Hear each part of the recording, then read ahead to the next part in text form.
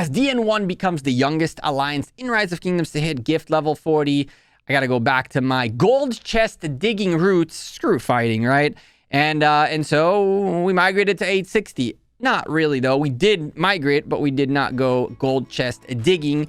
We're actually sitting in DNS, and in this video, I want to tell you why I picked 860, what happened in 2070, a little bit of background so you understand how we even got to this point. So sit back, slap a like on the video, and let's go.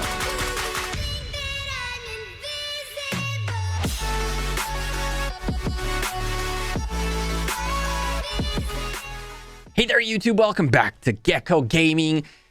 In this video, what you're going to hear is essentially divided into two parts. A little bit of what happened in 2070, how I got there, why I wanted to leave, and all that. A little bit of things that happened in there that you might not know about. And then my reasons to come here, why I'm here, how I feel about being here so far. Before all that, though, a quick word from our sponsors, and we'll be right back. This video is brought to you by the makers of Infinite Galaxy. Infinite Galaxy is a mobile strategy game that takes place in space. You've been enlisted as a spaceport general, and your job is simple. Grow your spaceport, your space fleet, and engage in combat with other players and environment elements across space. You will command a set of crew members, flagships, and warships, which will help you conquer space. And with the help of your alliance and alliance mates, you can defeat spaceport defenses, claim star systems, and expand your footprints in space. Whether you're a player versus player or player versus environment enthusiast, a spender or a free-to-play player, Infinite Galaxy has all is needed to cater your gaming experience. Check it out using the link down below, and thank you again to Infinite Galaxy for sponsoring this video. So why 2070? How we even got there? What happened there? Let's start with that, because that's the most important part, right? So for a while now, I have known this guy known as AB the Beast. He has been leader in a bunch of different kingdoms. I've known him since 196. He's a great guy. We've had tons of fun playing PUBG Mobile, playing Rise of Kingdoms, talking in chat, and all that good stuff. He's been a very supportive person and a good friend, right? And he was running 2070. One of the people who created or ran 2070, or one of the alliances in 2070, somewhere along that, okay? And I heard from him quite a bit about the successes of his kingdom. Slowly and steadily, I started hearing about their success from other people. And I got the opportunity to kind of migrate in there to play with him, and at the same time be part of like a hype kingdom to see what new young kingdoms that are hype looked like. We had seen 916 built itself and crumble, and I was like, I wonder if this is a thing, right, that happens.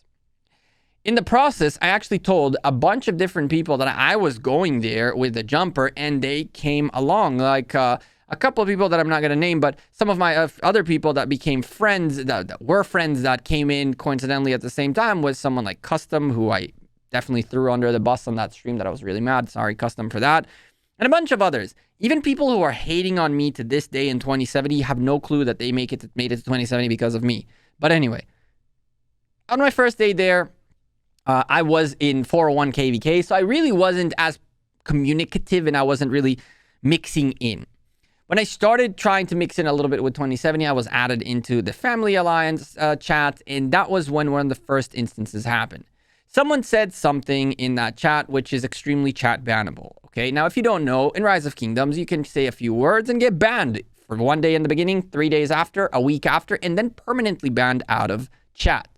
Being banned out of chat doesn't mean you can say, oh, hello, good morning. That's not about that. When you want to post your chords for titles, you can't do that anymore. When you want to post someone else's chords, or you want to help coordinate, or you even want to ask for help yourself, you can't. You're done. All you do is, if you have markers because you're an R4, fantastic. If not, it's males, and that's it. So the first thing I did, I was like, you realize you can get banned out of this. And that whole conversation literally made me leave the Family Alliance. Why? Because it felt like, while I'm trying to help someone not go through things that I've seen people go through, I was either getting snarked on, I was getting either talked down on, or even worse, completely getting trolled. I think that we can summarize the situation and the culture of 2070 at the time that I joined it and up until this KVK as troll center. And the problem with trolling is that there is a fine line from which trolling then becomes not toxic per se, but then it becomes more annoying than it actually is funny. And In 2070, it was very consistent like that. Two people are having a proper conversation trying to figure out, which commander should I max next? And then some dumbass drops a bunch of memes, and then all of a sudden everybody's memeing. And then the two people who are trying to have a conversation can't have it anymore because it's a bunch of trolls and memes. And it was weird, okay? Another instance was a Mightiest Governor that I came into, and all of a sudden I see Sage, who is one of the biggest persons in the kingdom, not in the main alliance. I'm like, what happened to you?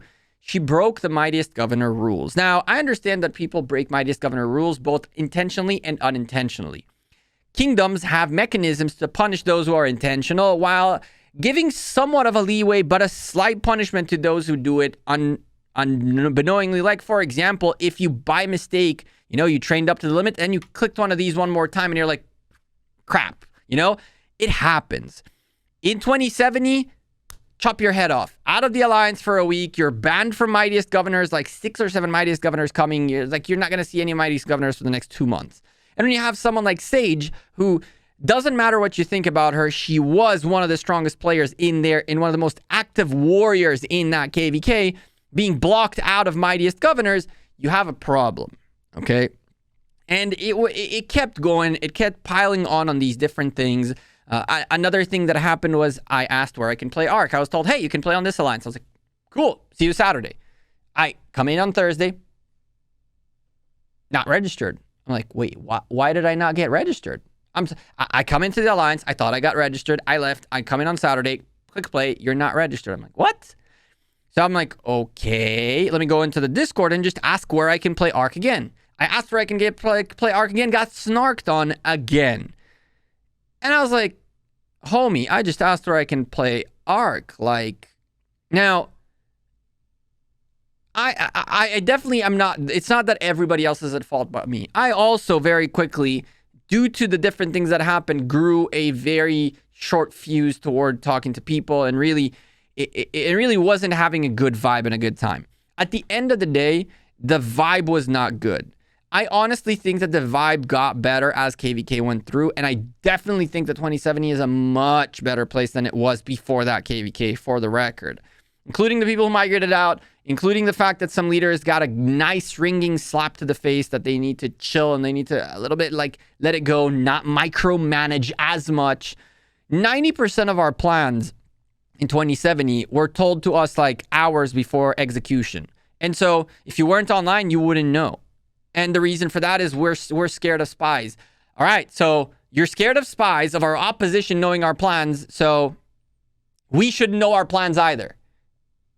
So if they don't know it, but we don't know it, how are we going to execute it? How many times did I wake up to a mail that's like, are you going to be here in 2 hours? And I look at the mail and it was sent 3 or 4 hours before those 2 hours. And it's like, how am I supposed to be able to prepare, to know, to that? Anyway, it was a whole mess. I think that the place is 10 times better than it previously was. I think that all the leaders there have improved tremendously, with a slight exception of the few egotistic maniacs who are still kicking people from alliances for just tickling their own ego. And I know that the correct leaders and the right leaders are aware of this, and hopefully something will happen about it. But the bottom line, wasn't the place for me. I wasn't having a good time with the majority of the people that were there. I did, but those little bit of people that smiled to my face while going to 100 million chat and cussing me out behind my back, that kind of stuff does just. And the crazy thing is, like, if you are gonna be a douche, at least be a douche to my face. Don't think that you're gonna go talk smack in 100 million alliance, 100 million chat, or Archer's Den, or Cavalry Stable, or whatever the heck not, and I wouldn't see it eventually. Like, just, if you're going to be fake, then fine. But it's funny that literally I tell a person, cancel your rally, or what's up, or how's it going, and all that stuff, and the conversation's fine. And then the dude goes and trash talks me on all that. I was like, this is not for me. 860. I don't know to tell you why. I looked into the kingdom. I looked into the leadership. I knew some of the leaders here. I knew some of the people here. Some other folks that have been here have told me about the bad things, okay, and why they left. And it felt right. It just felt right. The leadership that I'm in with right now have been together for a very long time. There are people that I know that some of them share the same type of culture that I think that I like to be around.